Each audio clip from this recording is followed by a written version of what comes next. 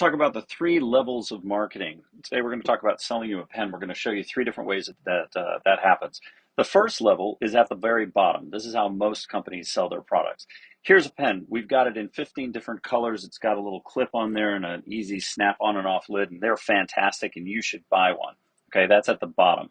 This is commodity thinking, right? A couple of features, a couple of benefits.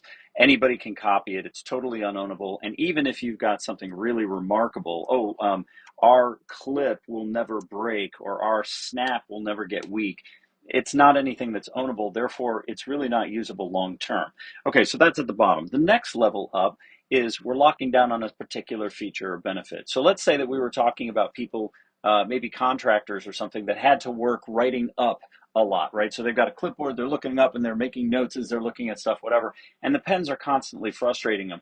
And so a pen company figures that out and they say, hey, we've solved that by making a pen that'll write upside down. Okay, well, that's great. And so for the people that have that problem, now this pen became more valuable, right? Now it's just not any pen, but it's a pen that solves my problem. And I would say maybe 15 to 20% of companies really kind of like evolve from that 90% bottom feeding group and figure out what that is. But the rare air is the group that really understands it. The Nikes and the Disneys and the Dollar Shave Clubs of the world, they go one level up above that to understand the emotion that somebody has. So they do a series of shots where somebody is trying to write and it won't work, and somebody's throwing a pen across the room and they're showing the frustration and anger, and then they come back and say, never again. Okay, so all they're doing is they're moving one step past the feature and benefit to realize that there's a human being at the end of this that has an emotional connection to the scenario.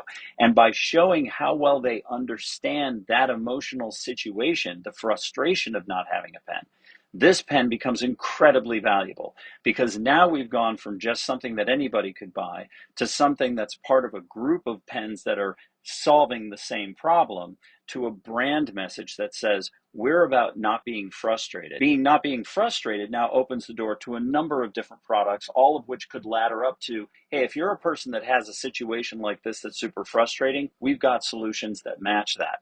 Now your brand is valuable on a whole nother level.